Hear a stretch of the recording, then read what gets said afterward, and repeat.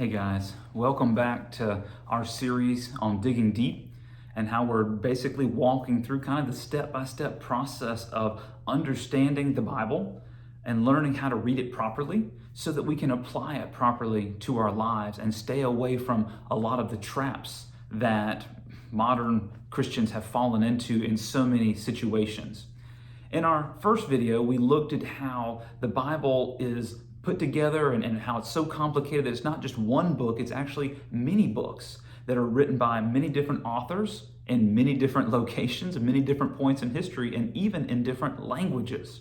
And we talked about how the Bible may seem super simple, right? That for most of us, we're just handed a Bible, or maybe we go buy one or download one, and we just start reading it.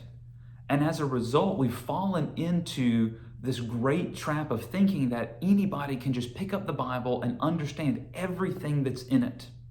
And we talked about how we need to maintain balance, right? How the early church, because the Bibles were so precious, they were so hard to get, and very few people had them, and very few people could read them even if they did have them, that the Bible stayed for centuries in the hands of the educated, of the priest and the preacher and the scholar and the theologian, right? The people who had devoted their lives to studying it and understanding it so they could teach it to other people. But then after the printing press and the Bible and many other books became accessible to others, and then when you added in things like public education, especially in the United States, that not only were Bibles accessible and affordable, that people could actually read them and begin to have their own copy, even if it was just one copy per family, that people could come into their own homes and read it for themselves. And the result of that other extreme, right, is that we began to pick it up and say, well, wow, anybody can read the Bible. And we said last time that is a half-truth, right? But as so many times the case, what my mom always said is that a half-truth is a whole lie. And that's the reality of studying the Bible, that if you just try to pick it up and read it, you're gonna get a lot of it. But it's also very dangerous because so many things can easily be taken out of context. And we're going to devote a whole lot more time to talking about context and hermeneutics. Hermeneutics is the proper interpretation of the Bible. But before we get that far down the road, I want to pick up where we left off. In our first session, we ended by recognizing that because the Bible is so complex and it's so complicated that you don't need to just read your Bible. We never just simply read it. We want to study it. That as an English teacher, I would never hand anyone a copy of Homer's Iliad or the Odyssey or Dante's Inferno or any of those books. I wouldn't hand it to them and say, hey, you just read it. You know English, right? You can read through it and you're going to understand everything in it. That's just not true. You have to study it. Even books of American literature, right, that were written 15, 20, 50, 100 years ago, all of them would have required a certain amount of understanding of the time, of the location, and the context of what's going on in the setting at the time to really make sense of the story. Otherwise, man, you'll miss it. And so when we look at the Bible, right, this wonderful book, right, and we talked about how the word Bible is actually really misleading because it's not just one book, right? There's so many parts to it that not only do we need to study it, man, we need to actually begin to understand it. And maybe like me, you spent most of your Christian life just blindly accepting whatever somebody said because after all, aren't they the experts? Aren't they the ones who know the Bible inside? Didn't they go to college for it? They have, all these advanced degrees, and so they should be the ones that I should trust, not me, right? And maybe we do go and do a Bible study, but really, if we get confused on something, we always trust the expert, right? And once again, we want to find balance. Nothing wrong with podcasts. I love sermons. We should gather together as our local church community, and there are pastors and preachers and people, I'm one of them. I love to teach the Bible. But one of the things that you can easily begin to recognize is that while most people in the Christian faith agree on the major things, there's a lot of conflict, right? Over time, the church has become incredibly divided. And we have so many different denominations, right? You had the Protestant Reformation, and then you got all these denominations within the Protestant Reformation, and then even within, if you count the Catholic Church as the original church, like capital C Catholic, right? The universal church. that we talk about all these. There's so many factions and divisions and things that separate us. Why? Because it's how we interpret the Bible. And so just because somebody has an education in it, right? Just because somebody has spent years studying it doesn't mean that we always get it right, or that we even agree on what certain texts mean, right? And so as we look at this, we have to not just, like we said, we don't just read the Bible, we also need to study it. And the first place to really start with learning to study the Bible is asking, where did this book come from, right? Now, obviously, this one came from a store, right? And somebody printed it in a factory and packaged it and sold it. But I'm talking about in the very beginning. How did this come together? Who made the decision, right? Who put all of these pieces in place? And if you were to turn on some of the popular television networks and watch different documentaries, you'll hear a lot of really, really great, fantastical stories about, intrigue and collusion, right, to try to make a faith that profited people. One of my favorite authors, even though I disagree with a lot of his teaching on Christianity, is a guy named Dan Brown. Dan Brown has written a lot of books, and the ones that he's written that are my favorite are the Robert Langdon series. Robert Langdon is an amazing character. I actually, after reading those books, wanted to get another degree in semiology, in the study of symbols, and come to find out that's not near as big of a thing as the books would lead you to believe. But in the big one that got it all started, right, in the Da Vinci Code, there's a character in there that Robert Langdon and some of the other characters run into named Sir Liam Teabing. And Sir Liam Teabing, talking to them about the history of Christianity and of the Christian church, says some pretty fantastical things. He says one that's a pretty common a myth that most people have heard and many people believe is this idea that Jesus never claimed to be God. That it was actually the disciples that created the divinity of Jesus to keep the movement going, right? That in the book that the character, actually says that Jesus never claimed to be divine, that it was man who actually elevated Jesus' position, right, to deity. And that it was the Council of Nicaea in 328 AD that was the first place to ever declare that Jesus was God. And sadly, that's just not true, right? If you were to take your Bible and you were to open it to the familiar passage in the Gospel of John, in the very beginning of John's Gospel, chapter 1, the very first verse right out of the gate, says, "In the beginning, the Word already existed. The Word was with God, and the Word was God." Very first verse right out of the gate. And obviously, if you read the context and the rest of that chapter, the Word that John is writing about is not like an actual word. It's one of the many names for Jesus. And he's saying that in the beginning, and you could replace that and read it more clearly to say, in the beginning, Jesus already existed. Jesus was with God, and Jesus was God, right? He existed in the beginning with God, and God created everything through him, verse 3 says, and nothing was created except through him. So in the very beginning of John's Gospel, he declares Jesus is God. And so people like Dan Brown, who have their characters say these things, or you find them in documentaries, they're just not telling the truth, right? Because we know that John wrote his gospel at least in the first century, before 100 AD, and different scholars are in debate about that. But we have copies, or fragments of copies at least, of John's gospel that date from the first century. So we know centuries before the Council of Nicaea that people were claiming that Jesus was God. So what do we do when there's all these different views, right? I mean, how can a person like Dan Brown even put that in a book or a movie if it's simply not true? And what you'll find is that people do this all the time. They take artistic license and they twist scripture a little bit, right, to fit their storyline. And like I said, it tells a great story and sells a lot of books and movies. And I like the books. I've read them all many times. I think they're very interesting and entertaining. But when it comes to Jesus and the history of the church, it's just not true. So what is true? The great thing about our current situation of the church is that, as Dr. Dan Wallace says quite often, is that we suffer from an embarrassment of riches. That when we look at the information we have about Jesus and the disciples, right, and the early church and the church fathers and how the Bible came to be and how the church has grown and developed and changed and fragmented over the 2,000 years that it has been around, we know quite a bit, and we're still learning. There's all kinds of things to continue to discover, but we suffer from an embarrassment of riches. So let's talk about that. When we talk about studying the Bible, we have to figure out, man, where did the Bible come from? How did the Christian faith get into development, right? Because after all, it was easy when Jesus was alive. At one point, Jesus had, some people say, anywhere from 20 to 30,000 people that would follow him in different locations, right? We know there were at least hundreds, because at the time of the resurrection and the ascension, it said that at one point Jesus was revealed to hundreds of his disciples at one time, right?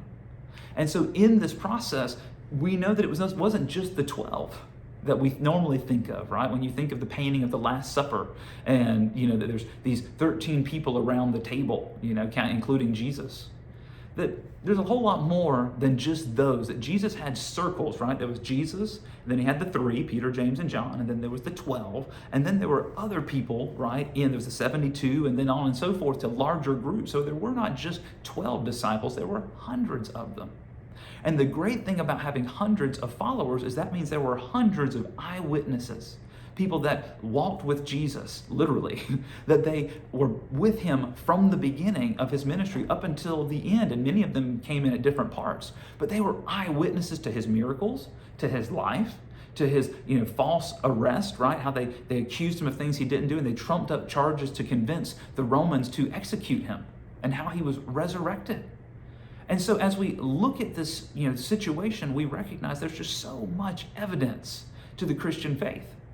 And this actually, as I kind of mentioned briefly in our first video, was that for me, having grown up in the church, that when I moved away and went to college, I had a crisis of faith. I was confronted with all these different worldviews and all these different perspectives, and people saying things like, "Oh, Jesus, was never God, right? He was just a man. He was a great prophet." And the church made the story up, right, to get this, very similar to what Dan Brown would say, right? Or we hear the things like, "Oh, the Bible, man, it can't be trusted because it's a translation of a translation of a translation, and there are hundreds of thousands of errors, and just what you read, there's just no way to trust and believe it," right? Or, "Wow, what makes this one book better than all these other books," right? Those are all good questions. And the good news is, despite what other pastors and other followers of Jesus may have not been able to provide, is if you've had these questions, the great news is there are great answers to go with these questions.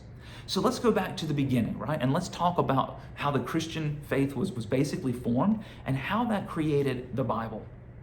So obviously, we know, and nobody that's a historian worth their salt would debate the fact that there was a man named Jesus from the town of Nazareth who created a following, and he claimed to be the Messiah, right? And nobody disputes that this Jesus was killed at the hands of the Romans. We just have too many accounts, whether you think of the Bible as an account, right? Because after all, the Gospels, Matthew, Mark, Luke, and John, are eyewitness testimony from people that actually lived with Jesus and walked with him and were part of his ministry, right?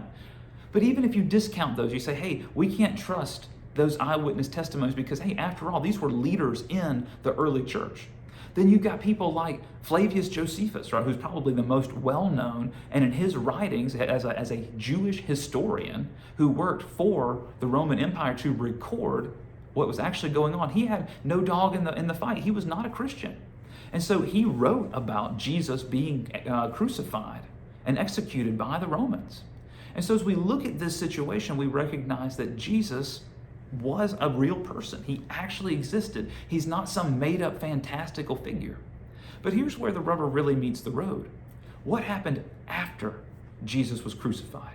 Nobody doubts that Jesus lived, or maybe nobody that really has looked at the evidence at least, doubts that Jesus really lived, that he had a following, and that because of the uproar and the radical teachings that he had and all of the things that happened in Israel because of this, that the leaders of Israel, the religious faith at least, got together and they conspired and had Jesus basically framed and put to death. But here's the crazy thing. is days after, just 3 days after Jesus was crucified, taken down from the cross and buried, he rose from the dead. Or at least that's what his followers said. And when I had my crisis of faith and I was studying all these different world religions and trying to figure out what is truth, right? I recognized that if I wasn't careful, was going to make the same mistake Pontius Pilate made. According to the Gospels, when Pilate was interviewing Jesus, he asked Jesus this question, what is truth? And then he turned around and walked away from Jesus. He didn't recognize that Jesus was the truth and the truth was standing right in front of him. Because Jesus made this radical claim. He said, I am the way, the truth, and the life. He said, no one comes to the Father except through him, right? Through Jesus. And so if we wanted to find truth, I recognized I had to go back to Jesus and this radical claim of his followers, that he physically rose from the dead. You see, for this to happen, and this is much longer than we have time to go into in this video, because that's not the point, is that it's impossible for the disciples to have stolen the body or to convince everybody that there was this mass hallucination or something crazy like that. The only thing that makes sense is that Jesus actually rose from the dead, because otherwise the disciples would have known that what they were making up was a lie, and when they were put to death, they would have turned away and they would have told the truth. Because you see, nobody dies for a lie when they know it's a lie. There are plenty of people that will die for a lie if they believe that lie is the truth. But every one of the apostles would have known whether or not Jesus really rose from the dead, because they were there. Even if, and obviously it didn't, but even if being a leader in the early Christian church brought them wealth and prosperity and comfort, and like I said, it didn't. When it came time to be executed, right, or tortured or imprisoned, all they would have to do is just tell the truth. Hey, we made this up, let's go home. But they didn't. Every single one was willing to die for the statement that they said was true. And people just don't die for a lie that they know is a lie. So that's the greatest evidence, I believe, of the resurrection. And whether you agree with it or not, and the fact remains that this is the foundation of the Christian faith. And as it spread, these amazing things started happening. And people came by the thousands into the faith, despite the persecution of the Roman government, despite being unemployed and suffering from poverty and starvation and being imprisoned, thrown into arenas to be, for people to watch as the Christians got torn apart by animals or massacred by gladiators. That during the reign of Emperor Nero, that Nero hated the Christians so much that he would have Christians impaled on poles after being dipped in hot oil, and then they would be set on fire to light the roadways. Nero hated the Christians so much that he blamed the Christians for the burning of Rome, right? And so we know that as all of this happened, why would people persist? Because they believed it was the truth. And so as the Christian church grew and time went on, right, eventually we know that under Emperor Constantine that Christianity was finally legally allowed and eventually became the national religion of Rome. As this happened, time marched on as the centuries progressed and the eyewitnesses died away. And so the eyewitnesses wrote down their testimony. And as the church grew, because they didn't have email and text messages, they had to write letters, and these letters had to travel. So people like the Apostle Paul wrote letters to the different church communities, like the church in Philippi, we call that Philippians. Or the church in Galatia, they call that Galatians, right? All of these letters on top of the Gospels that were written to church communities to encourage them and to teach them. And while the books that we have in the Old and New Testament are set, there were many others. So how did we get the Bible, right? Who decided? Well, it's not a simple one and done thing. That by the time Jesus was born, right, in Bethlehem 2,000 years ago, what we consider the Old Testament had been canonized. Now that doesn't mean that somebody took an actual canon and put a cannonball and blew it up. If something is canon, it refers to it being set, right? I don't know if you're a musical person, if you've ever heard of Pachelbel's canon in D, right? A musical canon is a set chord progression, right? And if you listen to Pachelbel's canon in D, it follows the same chord progression over and over throughout the song. And it makes a beautiful song, but the pattern is the same throughout the entire musical piece. A canon means something is set in place. And so over time, different rabbis and groups got together throughout history and compiled different groups. And by the time of Jesus' day, right, that the great Jewish council had set this in place. And so nobody that was a Christian had any problems with the Old Testament. It was the New Testament. And by the way, the word testament just refers to something that's left behind for somebody else, right? If you've ever written your last will and testament, right? And maybe you haven't, and if you haven't, I encourage you to do that. But what we're talking about here is a testament that is left behind after somebody dies, and it's read to give final words to people that you love.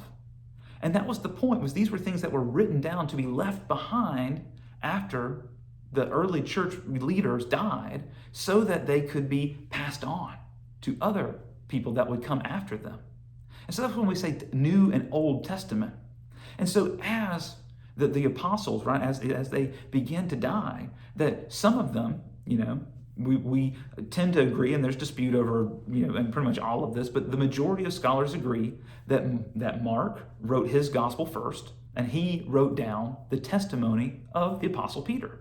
And then Matthew took his notes and added it to the Gospel of Mark to make what we call the Gospel of Matthew. Luke, who, once again, we believe was chartered by a guy named Theophilus to do an investigation into the life of Jesus, and Luke became a Christian and began to follow the apostles as they began to spread the gospel throughout Rome and to plant the first churches. And Luke went along with them and actually wrote not just the Gospel of Luke by adding Mark and Matthew's to his own detective work, his own investigation, but he also stayed with the early church leaders and wrote what we call the book of Acts, or the Acts of the Apostles. And then John wrote his later in life, that John had a school where he taught disciples, right? Just as he was taught by Jesus. And at the end of his life, his students encouraged him to write down his, which is why his gospel is the oldest and the last of the four. But as other people began to write things, people recognized, wow, these are treasures. They have truth. As the apostle, Paul wrote down his stuff, and James, the half-brother of Jesus, all these different people wrote their letters, right? John and Peter wrote their other letters to the church too. They said, wow, these things are important. We need to hold on to them. These are the teachings of the apostles, right? If you read the first few chapters of Acts, when the church was born, after Christians started meeting together, one of the things that it said that the early church did was they devoted themselves to the apostles' teaching. And when the apostles weren't there, how did they do that? By reading the writings of the apostles. But something began to happen over time, is they wrote more than just these letters that are in the New Testament and these Gospels, right? There were more correspondences. There were more things written even centuries later in the name of these other people. This is called the pseudepigraphica, which is a fun word, but it just means that somebody pretended to be one of the apostles and put their name on it. For example, years and years ago, there's all these different, conspiracy style movies and books that came out talking about things like the Gospel of Thomas and the Gospel of Judas, right? There's all these extra books that were put in the name of another apostle, and they would put a person's name on it that would make it famous, and they would be able to sell it and make a lot of money. Because after all, if Bubba Joe wrote his letter, most people don't know who the Apostle Bubba Joe is, so they're not going to spend a lot of money. But if I put the Gospel of Judas on my letter, right, or on what I've written, or I put the Gospel of Thomas, then people are going to pay a lot of money for that. So as all of these things began to come up, the originals, the extra letters, what we call the Apocrypha, the pseudepigraphica, as all these things came into play over the first few centuries, the church began to say, wow, the apostles have died. We need to put together a grouping of all these writings to pass down as a testament, right, to the Christians that will follow after us. And different people proposed different lists. And finally, these councils began to start forming to help figure out what are the teachings of the church. What are the things that we agree in? And what are the things that we separate and disagree on? And we said this is the essentials and these are non-essentials, right? And as this happened, there are numerous councils. And there were 7 big ecumenical councils, right, that were put together over centuries to handle different issues that came up in the church. One of them was the Bible. And this was talked about multiple times. How do we put together the New Testament? And different people proposed different things over time. Some were kept, some were taken out. And depending on what church community you grew up in, especially if you grew up in a Catholic church community, the Catholic Bible has books that the Protestant Bible does not. Why? Because they have a different idea of which books should and should not be canonized. And so as we look at this, we have to recognize that there was a process they created, and there was a three-pronged process that these early ecumenical councils, ecumenical just means that people from different beliefs coming together, right? And so these ecumenical councils, different parts of the church, different bishops and leaders came together, and they agreed that there was a three-pronged test. The first prong is they looked at, hey, who's the author of this? Is it just, this preacher that nobody's ever heard of?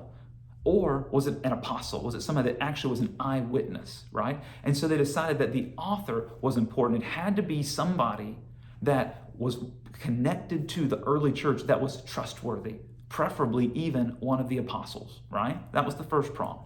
The second prong is, hey, is this the earliest version of that letter or gospel or book, right? Because one of the things that we have recognized, and we'll talk more about this in our next episode, is as things were written, typos happened, right? Can't even call it a typo because they weren't typing, right? They were handwriting. And so you have these mess ups, these mistakes, these errors. And that just happens. If you've never done that, imagine doing this. And when I was an associate pastor, our senior pastor had our congregation do this by volunteer. They were willing to volunteer to do it, was to write down word for word a chapter from the New Testament. But here's the thing. Once you wrote the word or the letter, you could not go back. And we had quite a few people, dozens of people do that and turn it in. And we began to compare their copy to the original. And we noticed that even these people with the greatest of intentions had spelling errors. They left out words. They misspelled words. They skipped lines, all these things because you couldn't go back. You see, when you were writing on papyrus and ink, there was no backspace. There was no whiteout. And paper was too expensive to ball it up and start again, right? And so they just left it and said, oh, people will understand. On top of that, you've also got words that have different spellings. For example, even in English, if you're to read older British English, they would spell the word color C-O-L-O-U-R. But in modern American English, we spell it C-O-L-O-R.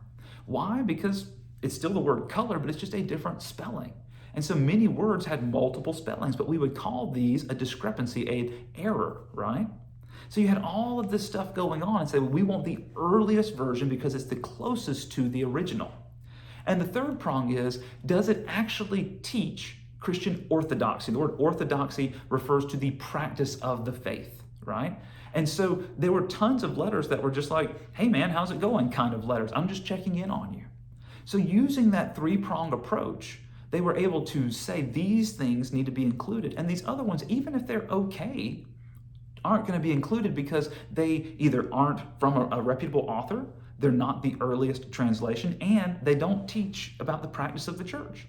And so that's how the New Testament got put together. It wasn't some conspiracy put together to give the early church power. It was a long and thought out logical process.